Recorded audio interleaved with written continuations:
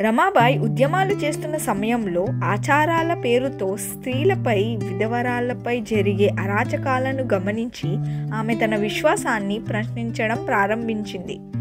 అదేవిధంగా దేవుని ప్రేమను కనపరిచే కొందరు క్రైస్తవులను కలుసుకున్నప్పుడు ప్రజల పట్ల వారి భారాన్ని చూసి ఆమె ఎంతో ఆకర్షితురాలయ్యింది.